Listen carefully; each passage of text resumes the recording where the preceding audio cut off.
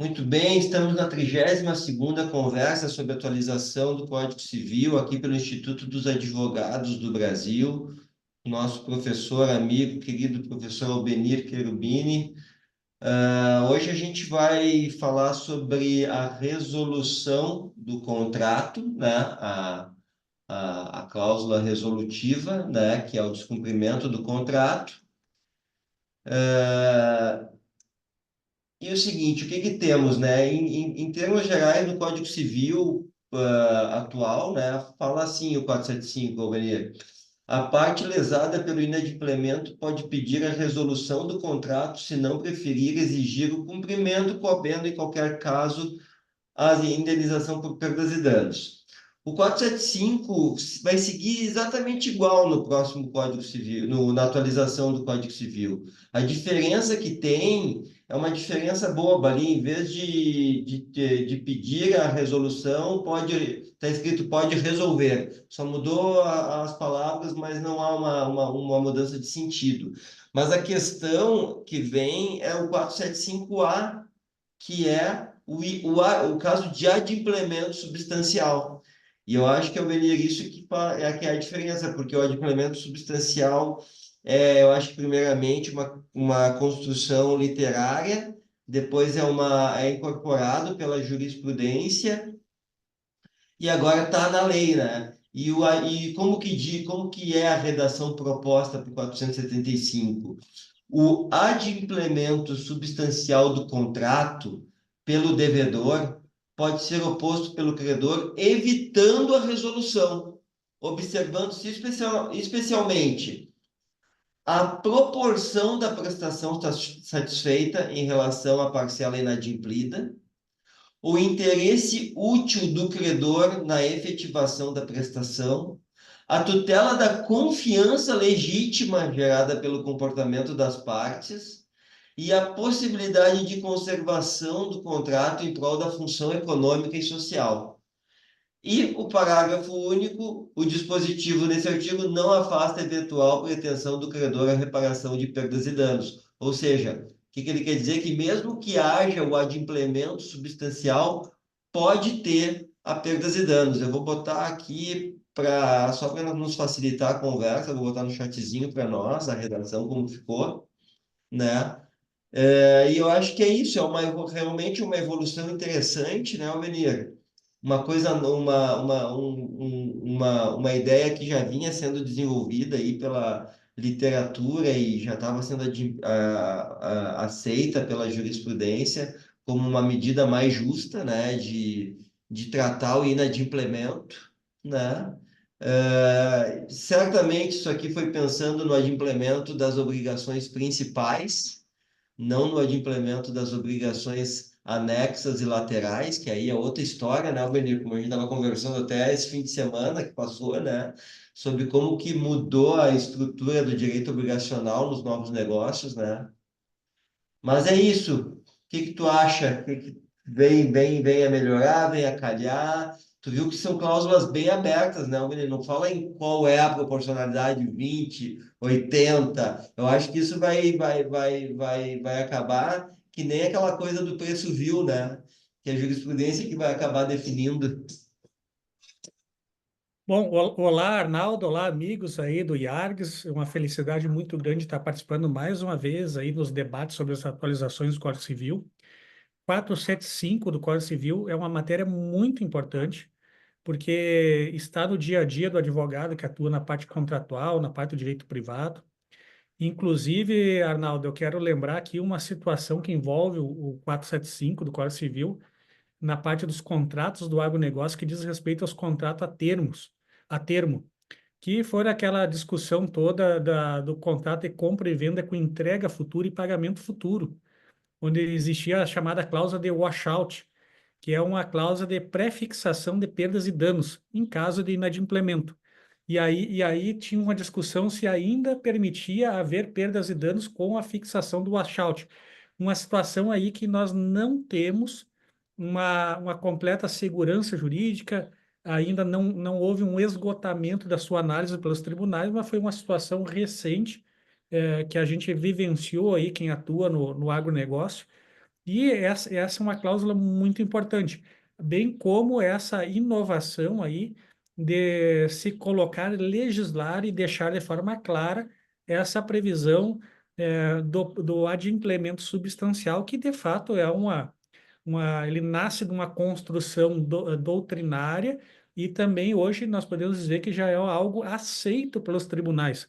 É claro que ainda fica essa incerteza ou essa abertura para definição por parte do judiciário do que vem a ser substancial no caso concreto.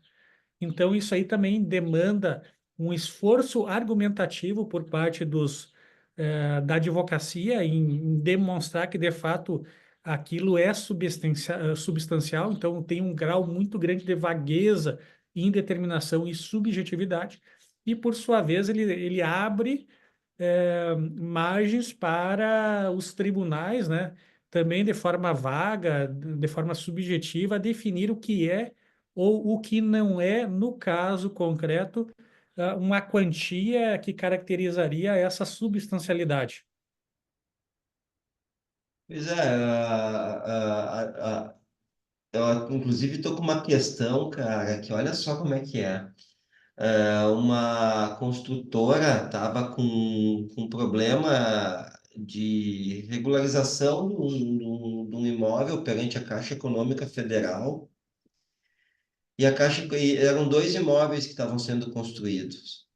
E um imóvel estava com 60% construído, o outro estava com 98% construído, e a Caixa trancou a liberação de valores assim de uma forma muito abrupta, né? Sendo que a falta de documentação já vinha acontecendo desde o início da obra, e por incrível que pareça, o imóvel com 98% construído não foi entregue, não teve a BITS, justamente pelo fato da Caixa não ter tido bom senso, né, para dar anuência com a Bits. Dá para acreditar nisso? Um imóvel inteiro, cara, um imóvel inteiro de 20 andares. Isso aconteceu, isso aconteceu em Minas Gerais. Puxa, qual que era a cidade? Não me lembro qual a cidade. Mas Poço de Calda, pode ser? Pode ser? Em Minas, né? É, Então, e é uma coisa que é exatamente isso, exatamente essa a situação. Poxa, tu chega num momento, mesmo que haja inadimplemento, certo?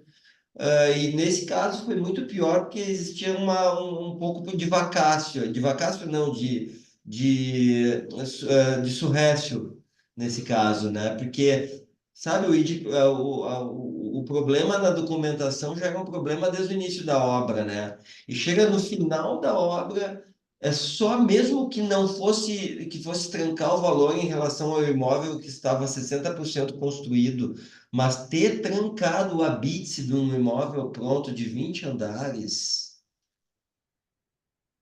né? É uma coisa muito pesada. E ainda nesse caso, que eram dois imóveis, a gente vê que ainda a gente precisa dividir ou fazer até mesmo evoluir esse inadimplemento substancial para uma questão de conexão contratual. Porque a Caixa tinha dois contratos com aquela construtora, uma para o contrato A e outra para o contrato B. Ou seja, em face do contrato B está ruindo, ela fez ruir o contrato A com 98% do prédio construído. Não é exatamente o que diz aqui o artigo do adimplemento substancial, mas é mais ou menos isso, né? Tem um pouco de adimplemento substancial. Eu acho que o adimplemento substancial aí não pode ser tomado como um todo, tem que ser dividido entre contratos, nesse caso que eu trouxe, e que realmente, assim, a gente às vezes não compreende como que isso pode acontecer na prática, mas acontece na prática, né? E é por isso que a importância de estar no Código Civil, né? Eu quero lembrar aqui, Arnaldo, daquele evento que a gente fez recentemente sobre função social do contrato, pela ESA do Rio Grande do Sul, um evento muito importante, onde eu fiz menção a uma lição que eu aprendi com o professor Cláudio Petrini Belmonte, que foi professor de direito contratual aqui da PUC do Rio Grande do Sul, onde ele usava o exemplo da cadeia contratual, né? Ou seja, da série de contratos que existe, às vezes, numa negociação, um tipo de contrato, sendo que ele sempre apontava que o inadimplemento em elos da cadeia pode prejudicar como um todo. E por conta disso, o inadimplemento tá diretamente associado à função social do contrato. Ele faz mal, né? Então, em alguns casos, em que pese exista essa questão aí do inadimplemento, cabe ao, ao judiciário, ou analisar esse tipo de questão, também verificar não apenas as questões entre as partes, né, mas analisar, no caso, o que representa aquele contrato dentro de uma cadeia como um todo, sob pena de penalizar, prejudicar o Personalidade, ambiente né? de negócios, né? Por quê? Porque, voltando ao 475 no primeiro momento, é certo que a parte que sofre uma lesão, ela tem o direito a pedir, no caso, a resolução do contrato. Aí cabe a gente lembrar também a lição clássica do Pontes de Miranda, né? Que essa pedido de resolução contratual, ela deve ser desencadeada a partir de um descumprimento grave por uma das partes, né? E é claro que, em que pese haja essa possibilidade de pedir a resolução, ou essa resolver em perdas e danos também, né? É claro que a parte lesada ela também pode exigir o cumprimento do contrato ao invés da resolução. Então, isso aí são opções que o Código Civil traz, a lei traz para as partes, né?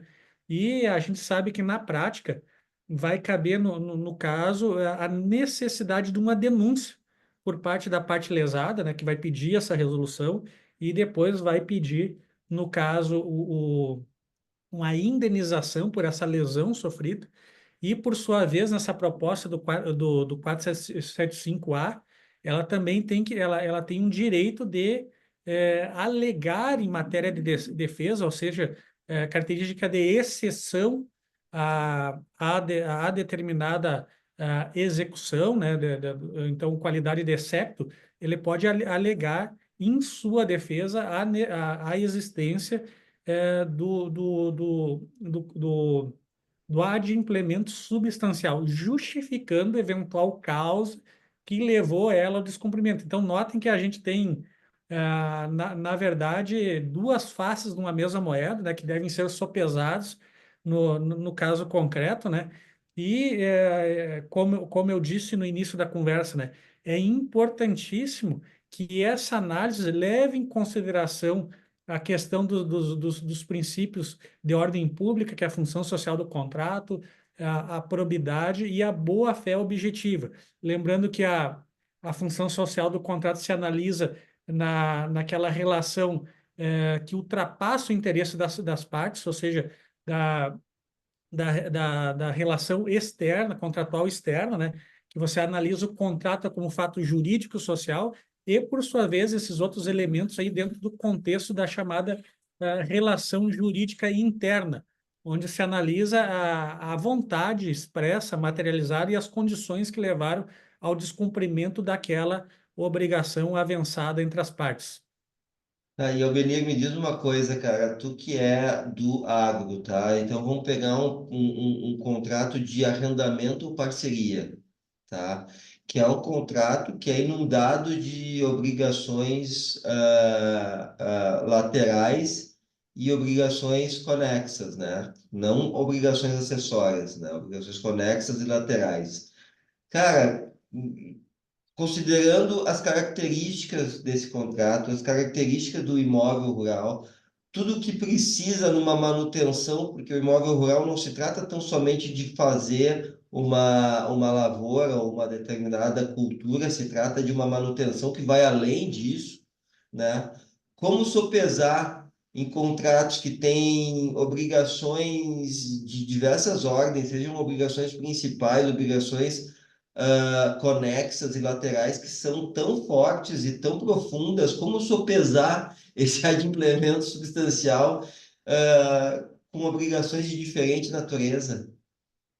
Esse é um exemplo bom. Aí eu tenho que contextualizar aqui para os colegas que não estão habituados com os contratos agrários, que vai lembrar que o contrato agrário é um contrato previsto por norma especial para o Estatuto da Terra, nos artigos 92 e 96, e diz respeito à cessão temporária do uso ou da posse de um imóvel rural para fins de exploração da atividade agrária. Nesse caso, o imóvel agrário ele é uma unidade econômica produtiva sujeita a ciclos de plantio. É como se você tivesse uma empresa e a lucratividade, o uso econômico dele depende das fases. No caso, os zoneamentos, o momento de plantar, o momento de colher, o momento das crias e recrias dos animais. Nesse sentido, tem esse plus a ser analisado. Aí eu recordo, por exemplo, Arnaldo, uma situação de um exemplo antigo que é o seguinte, uma sentença, isso aí já faz mais ou menos uns 15 anos, onde se alegou o seguinte, foi celebrado um contrato de arrendamento para fins de criação pecuária, né? Onde no anúncio se dizia que aquele imóvel estava sendo entregue de forma apta à produção pecuária. Aí o que aconteceu? Celebrou-se um contrato, chega esse arrendatário, pecuarista, no local e verifica que não existe nada daquilo que foi anunciado. Por exemplo, não existe as mangueiras, que são os bretes, onde vão ficar as vacas, divisões, cercas, e o que acontece? Ele denuncia esse contrato, pede a resolução e junto perdas e danos. Por quê? Porque quem vai explorar um imóvel agrário, nesse caso, o arrendatário, ele pratica atos preparatórios a essa exploração, ou seja, ele vai fazer tomada de crédito, ele vai, nesse caso, o pecuarista, ele vai comprar animais. Então, imagine você numa situação dessa, você está apto a explorar uma propriedade, chega lá e não é aquilo que foi anunciado. Só que você fez investimentos nesse sentido. Então, a gente parte desse exemplo dos contratos agrários, mas pode ser, por exemplo, algo relacionado a uma locação comercial, onde você, por exemplo, se prepara para fazer uma, uma exploração de uma empresa, chega naquele determinado local e não tem o atendimento daquilo que foi ofertado. Por isso que também é muito importante que, para que não chegue numa situação dessa, por exemplo, a gente pensar nos atos preparatórios ao contrato, da negociação, da boa-fé objetiva, havendo uma situação assim que possa gerar algum conflito, coloca considerando no momento da redação do contrato, municia essa situação para que não haja problema com esse tipo de informação. Isso são postulados que a boa-fé objetiva coloca na responsabilidade pré-contratual. Depois nós também podemos ter problemas de prestacionais ao longo dessa relação jurídica. Por exemplo, no trato sucessivo, já que nós estamos falando de contratos que, por vezes, se projetam ao longo do tempo, bem como situações que Exatamente podem esse, envolver né? a término de um contrato, né? Onde nós temos outras situações, por exemplo, o plantio de má-fé, no caso dos contratos agrários, onde um arrendatário, onde existe já, por exemplo, uma retomada, ele é obrigado a observar uma data de entrega e ele começa plantio sem sabendo deliberadamente que aquela produção dele ia ultrapassar aquele prazo contratual. Então, isso aí, esse caso vai além do 475. Por quê? Porque tu já teria um término contratual, né? Mas note-se que a boa-fé objetiva, a análise dessas situações, cumprimento de contrato, a probidade dentro da boa-fé objetiva, que nem você muito bem ensina em suas palestras e aulas, né? Bem como a relação contratual a partir da concepção valorativa da função social do contrato são elementos essenciais até mesmo para te quantificar uma indenização nesses casos, ou afastar uma indenização no caso do inadimplemento substancial, perdão, do adimplemento substancial numa relação contratual de trato sucessivo. Eu acho que foi 100% pertinente ter trazido a boa-fé, eu tinha esquecido, e realmente esse artigo é pensado, o adimplemento substancial é pensado a partir da boa-fé, né? Não tem nem o que discutir. Mas assim, né, como que a gente nota, né, que se a gente for pensar nessa virada que a gente está tendo, que pelo menos nós defendemos, né, Albenir, essa virada no direito obrigacional a partir de tanto desses negócios de longo prazo, das redes contratuais, das plataformas e dessa nova forma de fazer contrato na economia em rede, como a gente vê que o 475 e o que se pensa, né, de adimplemento substancial ainda é pensado como que se os contratos surtissem apenas obrigações de dar e fazer, né? Então, ainda é difícil pensar num adimplemento substancial, por exemplo, pensando-se em contratos que geram obrigações laterais e conexas, e não obrigações principais e acessórias, né? E, gente, a gente está em Albenix 2024, né? A gente já tem aí desde 1800, são 224 anos de Código Civil a lá Napoleão, 225 anos, um pouco mais, e a gente ainda não consegue evoluir, né? E essa falta de evolução, ela vai levando consequências que não que transbordam todo o negócio, todo o mercado, própria jurisprudência, que se a lei não está clara dizendo que existem obrigações conexas e laterais, não é a jurisprudência que vai entender pela sua existência, né? Outra questão importantíssima, né? A própria situação de violação objetiva ou inadimplemento objetivo do contrato por quebra daqueles requisitos da boa-fé objetiva.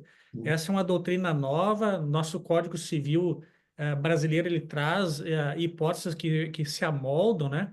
Através do próprio conceito de abuso de direito e dever de indenizar no 427.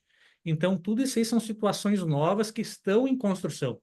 Agora, o mais importante aí, a gente lembrar que, infelizmente, a gente ainda estuda muito direito pela perspectiva do litígio e esquece da ciência jurídica como algo muito importante na construção de soluções para os problemas, a criação de institutos como, ainda aí no caso da modelagem contratual, design contratual, como verdadeira tecnologia que vai permitir o uso do direito como uma ferramenta de promoção do desenvolvimento das relações jurídicas, porque o que é mais importante é proteger o contrato, proteger o interesse legítimo das partes, né, que estão ali realizando negócio, porque a gente sabe que a sociedade funciona impulsionada por meio de obrigações, né? E a gente também deve ter noção que o inadimplemento ele é muito nocivo para a sociedade como um todo, porque aí você perde credibilidade, perde negócios, deixa de prosperar, e isso deve ser preocupação sempre do jurista. O jurista ele tem que olhar a sociedade, compreender o seu tempo, não se acomodar em ver problemas e deixar quieto, como a gente diz na gíria, né?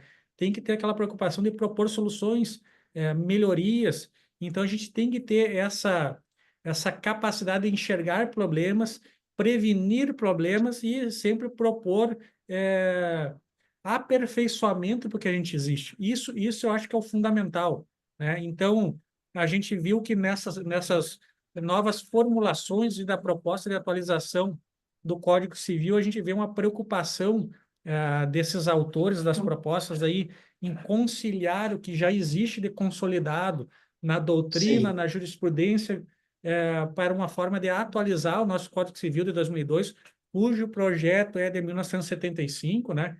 Então, a gente sabe que ainda muitos assuntos ainda vão necessitar maior diálogo, aprofundamento pelos profissionais que se dedicam ao estudo do direito privado, mas o mais importante é isso, a gente tem que ter a consciência da importância dos contratos, do cumprimento das obrigações, não só para o mundo jurídico dos negócios, mas para a sociedade como um todo, porque isso aí envolve segurança jurídica, envolve grau de litigiosidade e também a possibilidade ou não de haver esse desenvolvimento, essa busca pela prosperidade que é tão importante para a sociedade como um todo.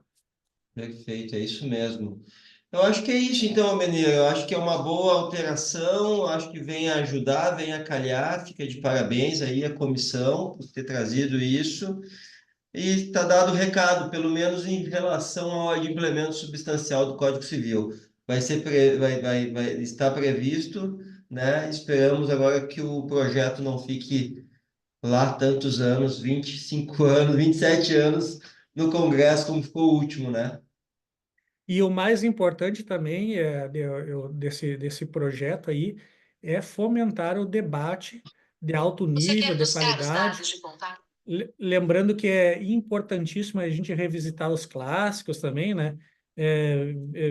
Verificar também por parte da advocacia os instrumentos jurídicos disso decorrente, né?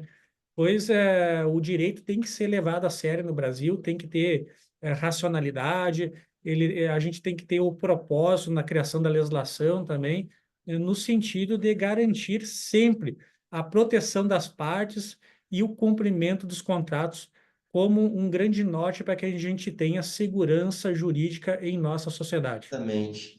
Direito é ciência, não é bom senso, né, Albenir? Queridão, fica assim o agradecimento meu como diretor do Departamento de Direito Civil e da doutora Sulamita Cabral como presidente aí do nosso IARGS, instituição com 98 anos. Estamos te esperando lá para se associar também, não te esquece disso, tá? E é isso, obrigado aí por despender esse tempinho para a gente conversar sobre esse tema aí que é a tua especialidade, tu que é um contratualista, tá?